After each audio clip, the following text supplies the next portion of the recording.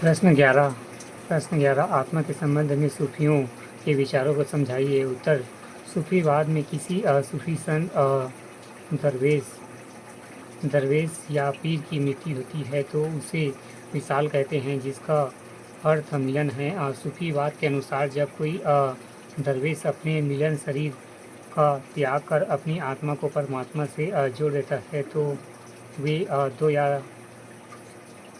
दो में एक की तब्दील हो जाते हैं। निजामुद्दीन औलिया के विशाल उसके शिष्य खुसरो ने उनकी आत्मा का अल्लाह से मिलन पर कहा था, खुसरो रैन सुहांग की जाकी पी के संग, तन मेरो मन पिहू को दाऊ भय एक रंग। प्रश्न 12 थॉमस मुनरो और रीड की मद्रास भूमि कर व्यवस्था पर प्रकाश डालिए।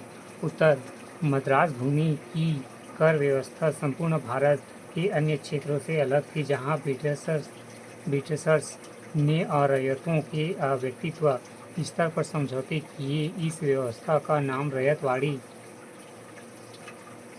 व्यवस्था पड़ा। इस व्यवस्था में किसानों को कुल उपज का 30% भाग लगान के रूप में देना पड़ता था।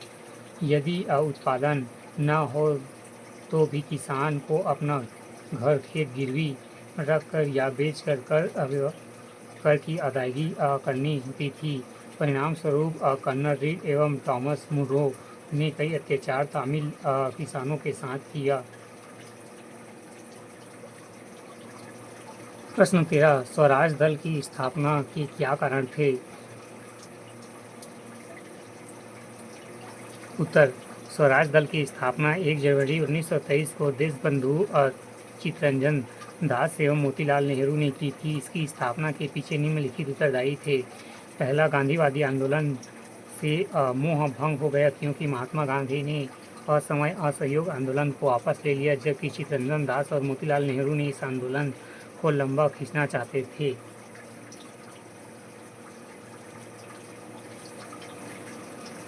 दूसरा, चित्तरंजन दास संसद में प्रवेश कर अंग्रेजों की संसदीय एवं प्रशासनिक कार्यों में बाधा उत्पन्न करना चाहते थे, किंतु कांग्रेस इससे सहमत नहीं थे। खंड 3 उत्तर की शब्द सीमा 100 अंक 8।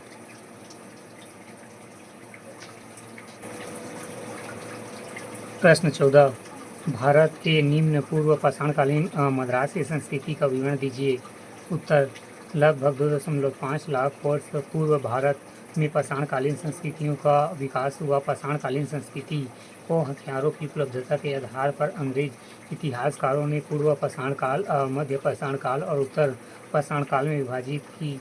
भारतीय उपमहाद्वीप में अनेक पूर्व पाषाणकालीन संस्कृति पाई गई, जिसमें मद्रास के निकट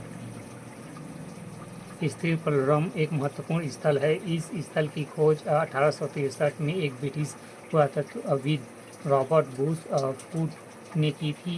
इस स्थान पर पूर्व पाषाणकालीन औजार प्राप्त हुए। इसके अलावा अनेक शवों के समाधि स्थल भी प्राप्त हुए, जिसमें शवों के साथ उस काल के अवशेष भी पाए गए।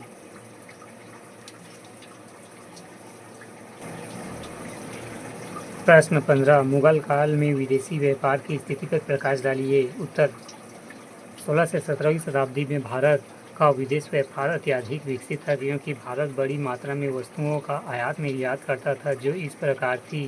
पहला, होर्मुज मस्केट में तत्कालीन एवं मोती, इतर, मेवे, शराब और घोड़े आदि। दूसरा, चीन को तांबा, चाय, चीनी बर्तन और रेशम आदि। तीसरा, जापान में चांदी, तांबा आदि। चौथा, अफ्रीका में गुलाम, सोना, लकड़ी, हाथी, दांत आदि। पांचवा, इंडोनेशिया में मसाले, टीन और लकड़ी का अत्यंत आयात होना था।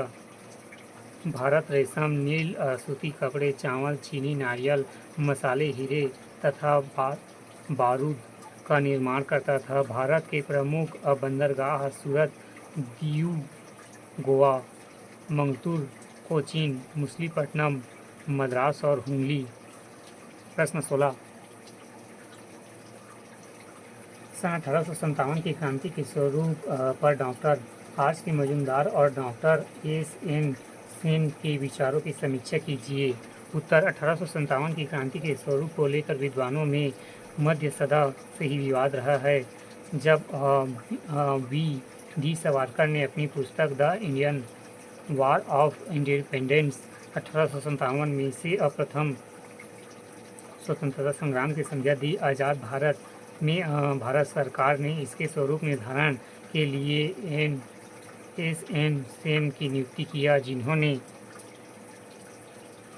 1857 पुस्तक में इस विद्रोह को राष्ट्रीय स्वतंत्रता आंदोलन मानने से इनकार कर दिया। उन्होंने यह भी कहा कि 1857 के विद्रोह को किसी भी स्तर पर राष्ट्रीय स्वतंत्रता संग्राम नहीं कहा जा सकता। R.C. मजूमदार ने अपनी पुस्तक द स्पोर्टी म्यूनिटी एंड प्रिवलाइजेशन ऑफ 1857 में निष्कर्ष निकाला, तथा कथित प्रथम राष्ट्रीय स्वतंत्रता संग्राम न तो प्रथम था, न ही राष्ट्रीय था और न ही स्वतंत्रता संग्राम था।